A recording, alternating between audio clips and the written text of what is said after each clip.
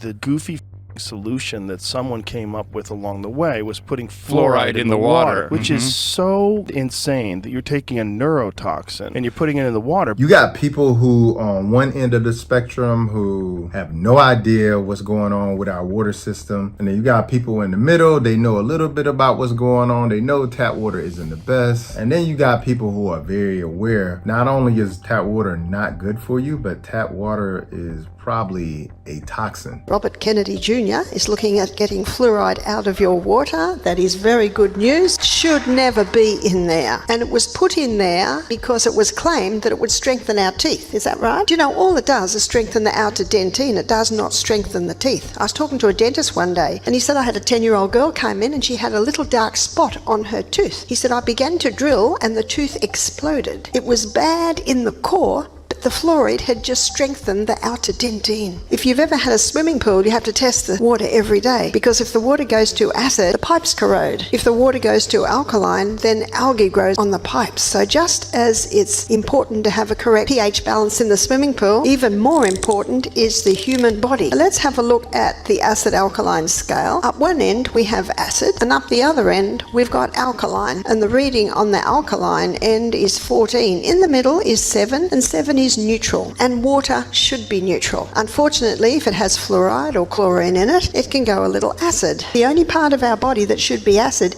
is the stomach. Era of fluoridated toothpastes and mouthwashes. It makes no sense to have fluoride in our water. Fluoride does a bunch of things. My question was, and remains, why are we drinking fluoride? It turns out that fluoride is a very toxic element. It's toxic to the body, and it's toxic to the brain. It's toxic to body growth, to healing. It interferes with growth and development, and that's why if you get too much fluoride in your diet, you'll notice children have spots on their teeth, white spots and brown spots. That's because the tooth couldn't develop well, and the same thing happens to cartilage in your body that needs to heal or grow. And apparently, even more disturbing, we're finding from results of population studies that fluoride reduces IQ in children. It's a very serious problem to introduce fluoride into the human body. It's not supposed to be there. Earlier this month, Health and Human Services Secretary Robert F. Kennedy Jr. announced plans to end the federal recommendation that municipalities add fluoride to their drinking water. The Environmental Protection Agency also said it was reviewing, quote, new scientific information about the risks of fluoridation. The chemical that melts steel is in your homes. Fluoride is a mineral that has been added to drinking water for generations to strengthen teeth and reduce cavity. The chemical that melts steel is in your water, and they said it was good for your teeth. But what if I told you that wasn't the whole story? What if fluoride wasn't just a cavity fighter, but a toxic industrial waste product dumped into your drinking water legally? Florida just banned it. Florida is now the second state in the nation to ban fluoride from public drinking water.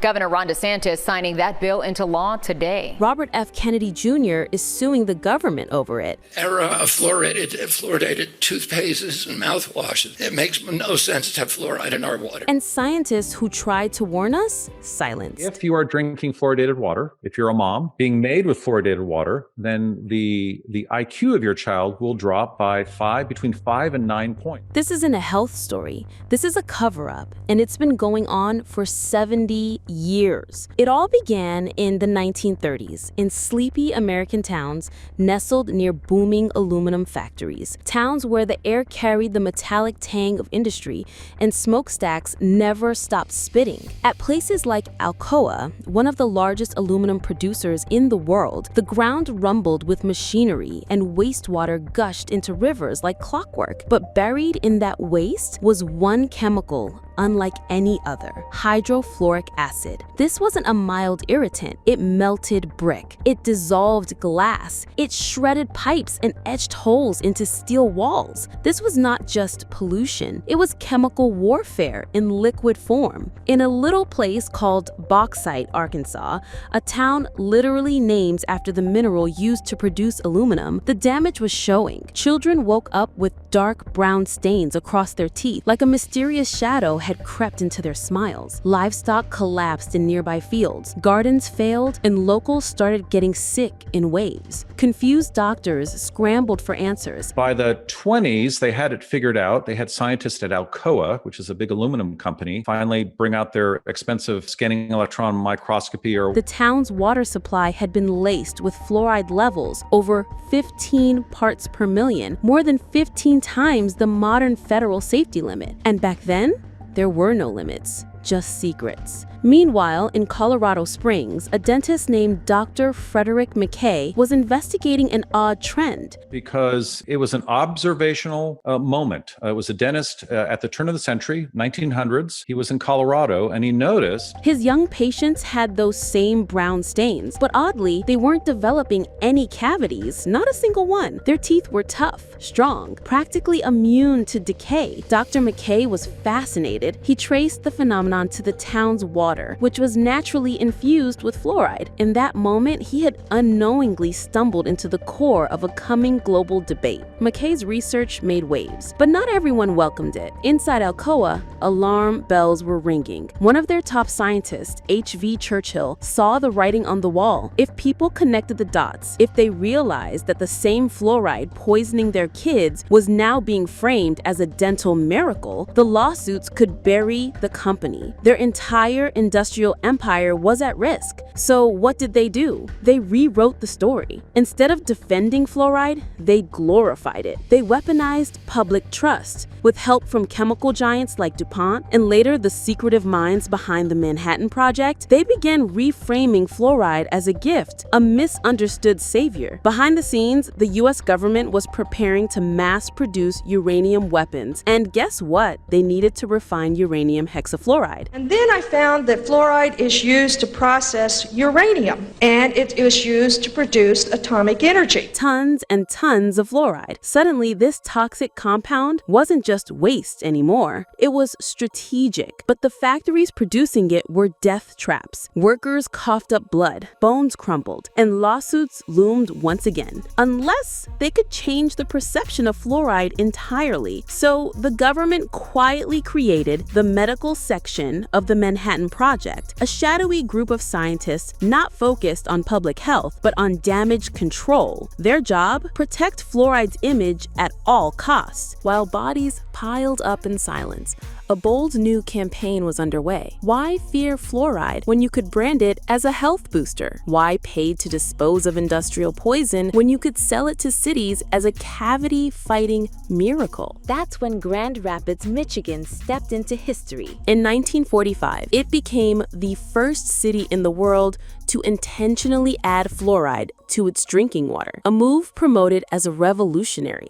Public health officials smiled, local dentists praised the effort. And it is a low-cost opportunity to really eliminate health disparities for individuals who may not be able to get to the dentist. Newspaper headlines hailed it as a modern marvel. Well, local leaders are celebrating being the first U.S. city to add fluoride to the water. And behind the curtain, toothpaste companies swooped in like vultures. Crest, Gleam, Colgate. Suddenly, commercials were telling Americans that fluoride wasn't just safe, it was essential. That same hydrofluorosilicylic acid, once scraped off smokestack filters and labeled hazardous waste, was now getting brushed into children's mouths twice a day. Do you see fluoride on your toothpaste? Good. But here's where everything begins to unravel because not everyone bought the lie. Holistic pharmacist Dr. Bobby Price has long warned that we've been drinking more than just water. Your tap water isn't pure. It's packed with heavy metals, pharmaceutical runoff, and yes, industrial-grade fluoride. This isn't a health benefit. It's a chemical burden on your brain, bones, and nervous system. Barbara O'Neill, a natural health educator, calls fluoride in water nothing short of toxic betrayal. Tap water can contain all sorts of chemicals, from chlorine to fluoride, and while these might be in safe amounts, over time they can accumulate. We are bathing ourselves in a chemical cocktail, fluoride, chlorine, and aluminum, and we wonder why cancer, infertility, and chronic disease are on the rise. She urges people to distill their water or harvest clean spring sources anything to avoid municipal contamination. And then there's Aris Latham, often called the father of gourmet raw food. So I don't drink water as you know it for 40 years now. I'm drinking living water. I'm drinking water that comes from the plants. My water needs to be filtered by the plants, not by a man-made plant, a water filtration system. Water is sacred. I don't drink from a tap because it's not water anymore. It's just a delivery system for fear, illness, and manipulation. These are not fringe voices. They are educated, informed experts ignored by a system designed to protect itself. So let's ask the real question here. If fluoride really came from industrial waste, if it's tied to nuclear weapons, factory deaths, and chemical burns, why did they put it in your drinking water? Because if they called it what it really was, waste, we never would have swallowed it. But call it a miracle, put it in a toothpaste ad, slap a smiling cartoon on the bottle, we drink it without question. And most of us still are. To continue adding fluoride to water systems in Florida, it is public health malpractice. For decades, the conversation around fluoride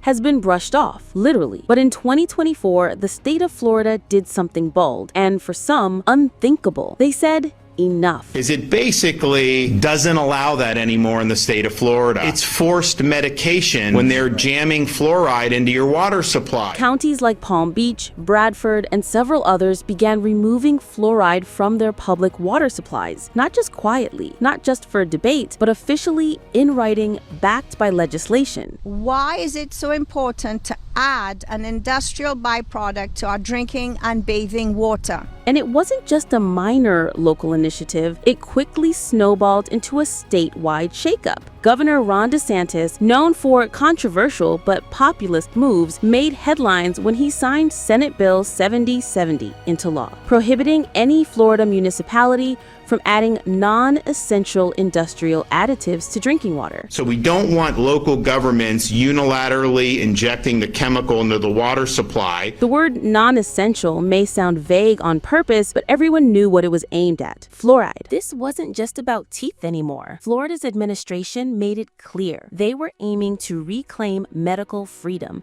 and this time they had science and sentiment on their side. They pointed to mounting evidence that ingested fluoride isn't as harmless as it's been sold. And when you start digging into the research, you start to understand why. Studies cited by Florida's Department of Health pointed to links between fluoride exposure and neurodevelopmental issues in children. That moms and children exposed to higher levels of fluoride have experienced adverse neurologic and neuropsychiatric effects. Lower IQ scores is somewhere on the order of a half a standard deviation drop in IQ in areas with higher levels of fluoridation. Increased risk of bone fractures, thyroid dysfunction, and in some reviews, even potential carcinogenic effects when consumed over time. Commissioners called the practice of dumping fluoride into public water a violation of bodily autonomy. One of them said it outright. It's reckless to force a neurotoxin into the public water supply, especially without informed consent. That's a different story potentially, and so people just should have that information, and then they should make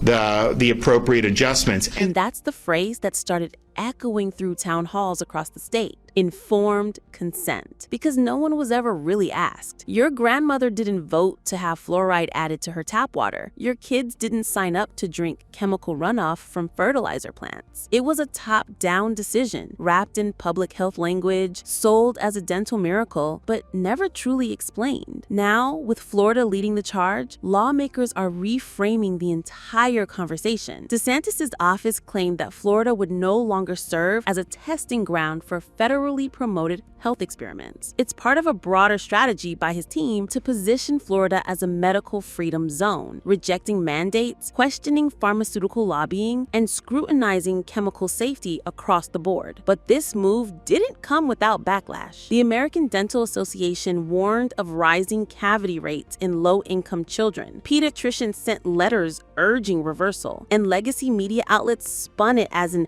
anti-science overreach. But for many Floridians, the timing couldn't have been more perfect. Between the RFK Jr.-led lawsuits against the EPA, growing distrust of public health institutions, and social media voices finally platforming whistleblowers like Dr. Phyllis Mullenix, and holistic health leaders like Dr. Bobby Price, Barbara O'Neill, and Eris Latham, fluoride's so-called miracle status is crumbling in real time. Florida didn't just remove fluoride. They blew a hole in one of the longest-running public health assumptions in American history. And suddenly, that shiny chemical doesn't sound so miraculous anymore. As Florida ripped fluoride out of its water, another major player entered the battlefield. And this one's shaking Washington to its core. Robert F. Kennedy Jr., environmental attorney, political firebrand, and now the United States Secretary of Health and Human Services. RFK Jr. has said and done what most won't. In April 2025, as HHS Secretary, RFK Jr. directed the CDC to stop recommending water fluoridation nationwide. He said fluoridation is an unapproved neurotoxin, and he announced the formation of a special task force to reinvestigate fluoride safety, especially its neurological risks to children. The stakes. Is fluoride ingestion harmful enough to outweigh its cavity-fighting benefits? Can individual prevention methods, toothpaste, rinses, filters, fill the public health void? Most importantly, who decides what goes into your water? RFK Jr. says it should be parents and citizens, not corporations and agencies. This isn't theory anymore. It's federal policy. It's national debate. And fluoride is no longer harmless. It's a case in the spotlight. Have you ever been punished for telling the truth? That's exactly what happened to Dr. Phyllis Mullenix. In 1995, she published the groundbreaking study linking fluoride with damage to the central nervous system.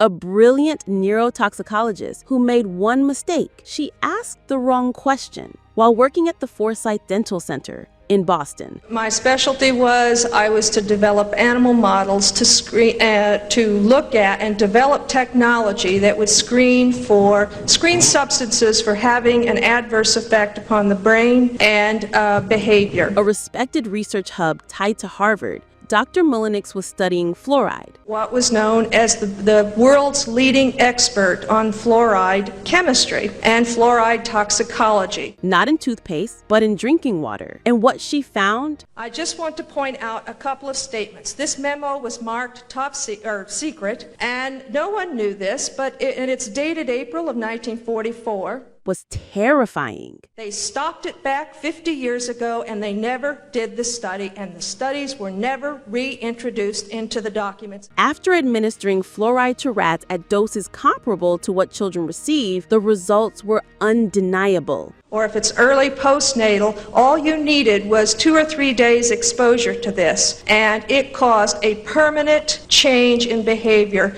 when the animals grew up. That's all the exposure. If you took all the other exposures away. Hyperactivity. If you were prenatally exposed, it was hyperactivity was the problem. If you were exposed as adults or at weanlings. Memory loss, IQ reduction, and irreversible changes in brain function. Even short exposure during pregnancy altered neurological development.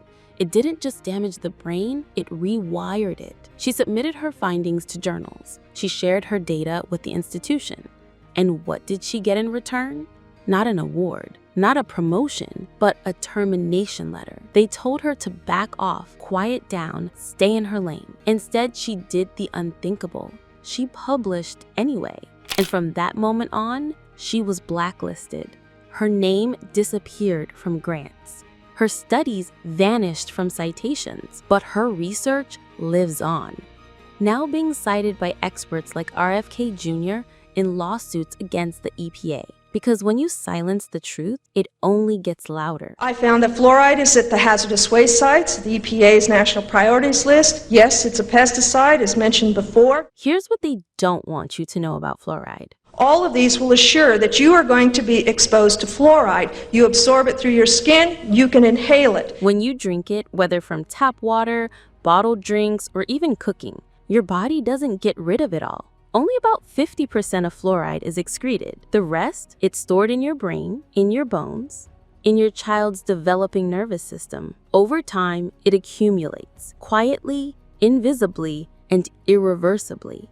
And it's not just from your faucet. Fluoride is in toothpaste, yes, even natural brands, processed foods, bottled teas and juices, grape products, wine, especially cheap red. So you're not just getting your daily safe dose, you're stacking it, sip by sip.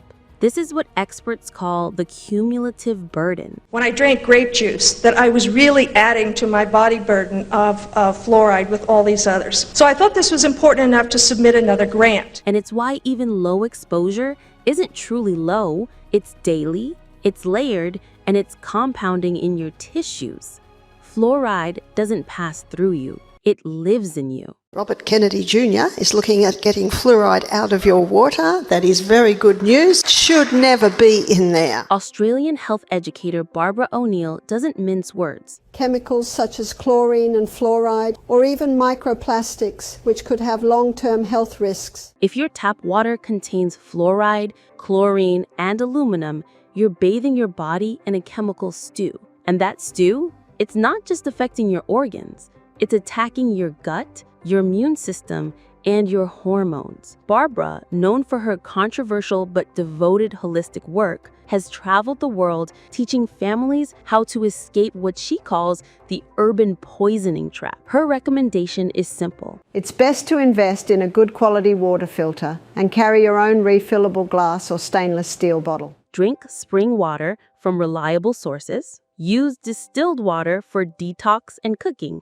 Or install fluoride-removing filters at home. She teaches that even bathing in fluoridated water can be harmful over time, especially for people with autoimmune issues or sensitive skin. Barbara warns, you can eat organic, you can avoid sugar, but if you're still drinking municipal water, you're still getting dosed. She's not alone. She's just one of the few brave enough to say it out loud. And structured water is one of those things because it enhances the gut diversity. Dr. Bobby Price isn't just a pharmacist. He's a detox specialist who walked away from the pharmaceutical world after seeing what he calls chronic quiet poisoning. And fluoride is right at the top of his list. He says fluoride is just the beginning. Our water isn't clean. It's a carrier for pharmaceuticals, pesticides, hormones, heavy metals, and fluoride. And all of that is attacking your cells before your day even starts. You can't just be out here drinking tap water, which I have a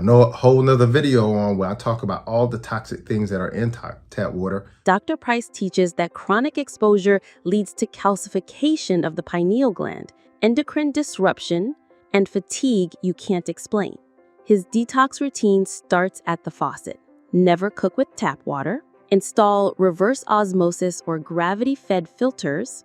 Avoid tea and wine made from fluoridated water. He's also vocal about fluoride's link to mental fog and thyroid suppression, especially in Black communities, which are statistically more exposed due to older infrastructure. He says, they call it safe, I call it sabotage. He's not asking people to panic, he's asking them to pay attention. So how did fluoride become the hero of your childhood? It started in Colorado, where dentists noticed something strange. Whatever heavy equipment they had to be able to analyze the water, and the only difference was the ambient or the natural higher levels of fluoride in the water. Kids had brown stains on their teeth. Certain populations, I think it was Colorado Springs, that those kids had brown teeth. But almost no cavities. Correlation, they noticed that there was about 1 or 2 cavities less per kid that was drinking fluoridated water. Why that was done, but also dosing is an issue as well. And since then, fluoride has appeared everywhere, and now we're getting way too much fluoride. Turns out, the water in these towns contained naturally high levels of calcium fluoride. The brown staining wasn't ideal, but the enamel was incredibly hard. And that's when public health officials and later corporations got an idea. What if we recreated that effect by adding fluoride to the water? But instead of using natural calcium fluoride, they used toxic industrial waste fluoride, a byproduct from aluminum, fertilizer, and nuclear manufacturing. Then came the ads, the mascots, the approved by dentists slogans, and fluoride went from factory sludge to a dental miracle. But they left out a few things. They didn't mention the lawsuits, the factory workers who died from fluoride gas exposure, the atomic bomb connection, or the fact that the fluoride being used in municipal systems isn't purified. It's harvested straight from industrial smokestacks. They didn't sell you health. They sold you compliance. Part 10. The Silent Scandal. In 1946, just after World War II ended, something horrifying happened inside America's industrial zones. 477 factory workers either died or suffered chemical burns and injuries from fluoride gas. The workers' families sued. The medical reports were filed. The warnings were documented. And then the lawsuits vanished. Because by then, fluoride wasn't a factory problem anymore. It was a government-approved substance, a public health strategy, an endorsed miracle. If fluoride was harmless, then no one's guilty. So now that you know the truth about fluoride, that it was born in toxic waste, raised by propaganda, and fed to the public under the label of safety, what do? The first step is realizing this isn't about fear. It's about taking control. Because fluoride isn't just in your faucet, it's in your juice, your cereal, your toothpaste, your tea, and even your wine. It's become so embedded in our lives that most people never stop to question it. But you're not most people. So here's how you fight back. 1. Filter your water the right way. Not all filters remove fluoride. Brita? Nope. You need reverse osmosis, RO systems, activated alumina filters, or high-end gravity-fed units like Berkey with fluoride attachments. If you can't afford those yet, start with distilled water. Add minerals back in, and you've got clean hydration without the poison. 2. Stop cooking with tap water. Boiling water doesn't remove fluoride. It actually concentrates it.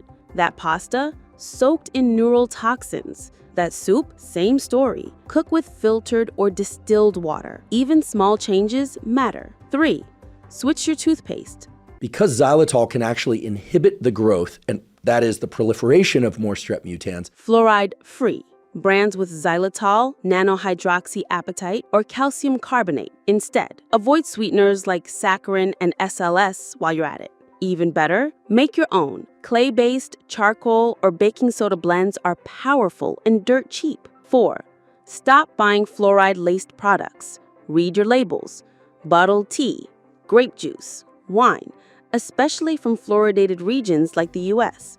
Certain baby formulas. If it doesn't say filtered or purified, assume it's contaminated. 5. Speak up in your community. Start with the question, why are we still adding industrial waste to our water? Push your city council. Join local fluoride awareness groups. Share what you've learned with your neighbors, your kids' schools, even your dentist. Change starts when someone dares to ask uncomfortable questions. 6. Join the movement. Follow voices like Dr. Bobby Price for detox and functional medicine tips, Barbara O'Neill for deep natural health education, Aris Latham for raw food and hydration truths, and of course, RFK Jr., who's shaking the federal foundation to its core. Because this isn't just about fluoride. It's about everything they said was safe that turned out not to be.